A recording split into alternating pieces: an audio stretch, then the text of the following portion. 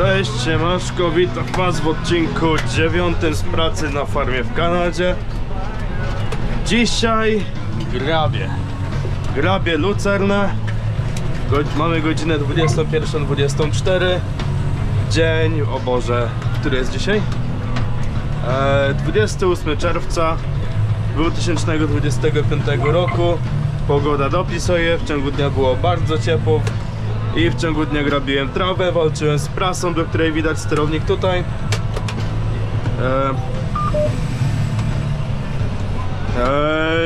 Tak, i w sumie tak mi się właśnie ten cały dzień potoczył. Teraz mam nockę przy grabieniu lucerny, bo wiadomo, lucerna podczas gorączki gubi liście przy grabieniu. Chcemy tego uniknąć, żeby zachować jak najwięcej białka.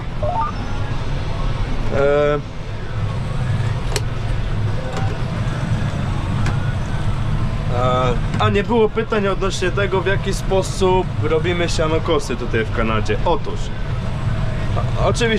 oczywiście tniemy trawę, lucernę, zależy jaki materiał chcemy przetworzyć na siano, i to sobie leży w takich pokosach zależy od tak naprawdę ilości materiału, przez 4, 5, 6 do 10 dni nawet, jak jest naprawdę tęga lucerna.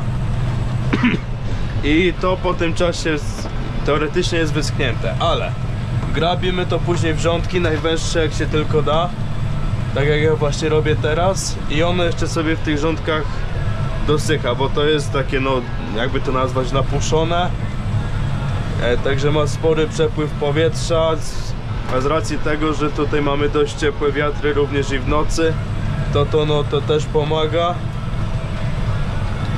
Mimo tego, że jest rosa, to teoretycznie to i tak w nocy schnie. Kurczę, naprawdę te pokosy są potężne. O, tutaj będzie kostek.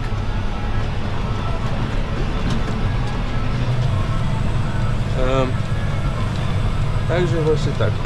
Ciągnik, który mam z przodu tej zgrabiarki, to jest 6215R. Dokładnie ten sam traktor, którego używałem do siania kukurydzy. Z tyłu jest zgrabiarka Pottingera.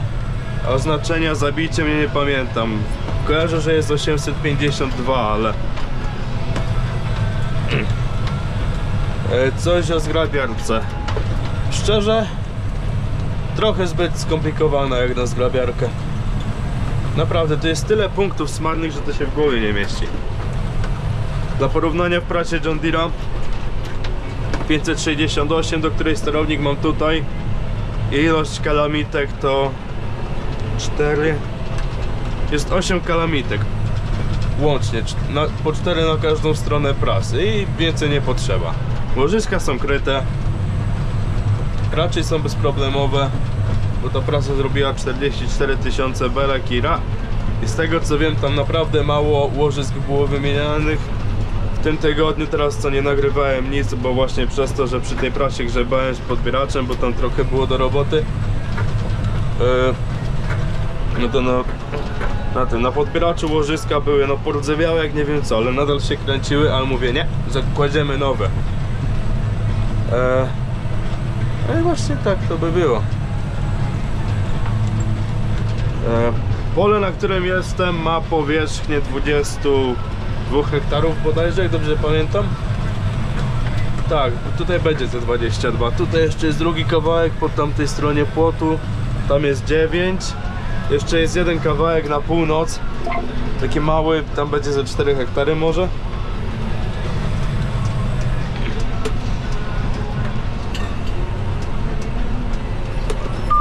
Także tak, sposób w jaki grabię i doszedłem do konkluzji, że jest najwygodniejszy i najlepszy, to po prostu robię jakby co drugi przejazd i później jak już dojadę do tamtego krańca pola, to cofam, ustawiam się w rządek dosłownie obok tego, który właśnie skończyłem, i zaczynam robić to samo, tylko że w drugą stronę, i później wszystko mam ładnie, pięknie i cudownie, jest szybciej.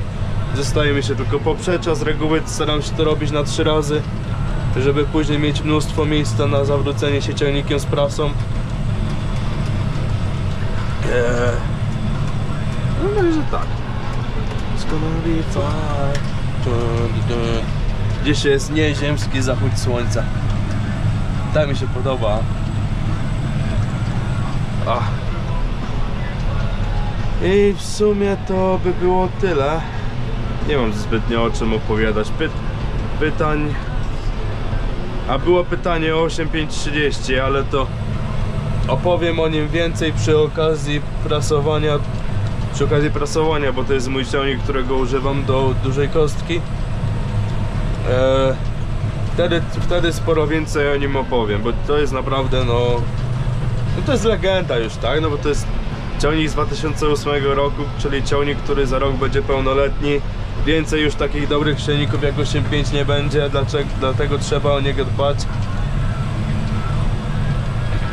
No i tak naprawdę mogę naprawdę szczerze z ręką na sercu powiedzieć, że przeżyję tą nową merkę, którą mamy, 8R310. Co ja mówię, no przecież 8R-ka przyjechała do nas, ja wiem, tydzień później może.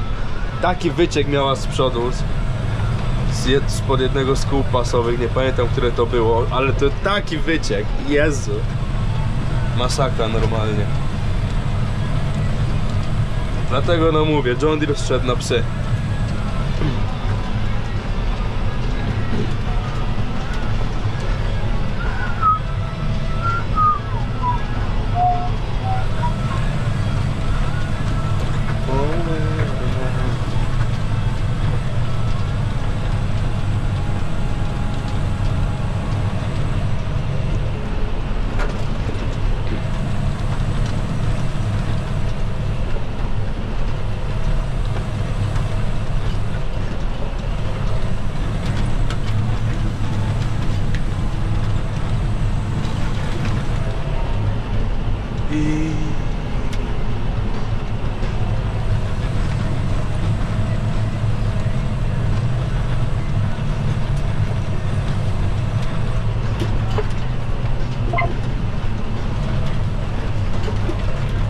Tak teraz myślę, sorry, że taką przerwę miałem długą, ale zamyśliłem się, muszę kupić przystawkę na szybę.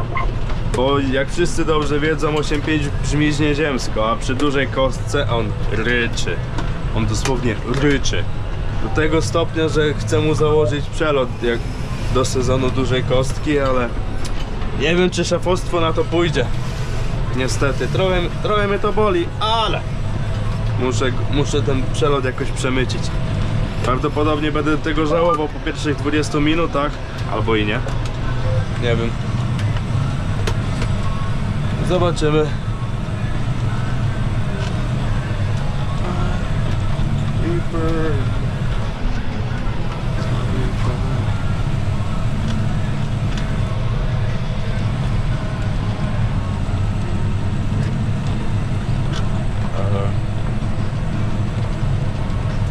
Dobra, nie ma, powiem szczerze, nie ma zbytnio o czym opowiadać. Wiem, że to mówię w każdym odcinku, ale naprawdę skończyły mi się tematy. Gdyby ktoś miał jakieś pytania, piszcie śmiało, postaram się w końcu zrobić listę pytań. Wiem, że to też mówię już któryś raz, ale kurczę, nie mogę się zmobilizować. Znaczy zmobilizować, czasu znaleźć tak naprawdę, bo jest wiecznie ogień. I naprawdę jeszcze raz podpowiadam na jakieś tam pytania. Także dobra, także na razie, cześć!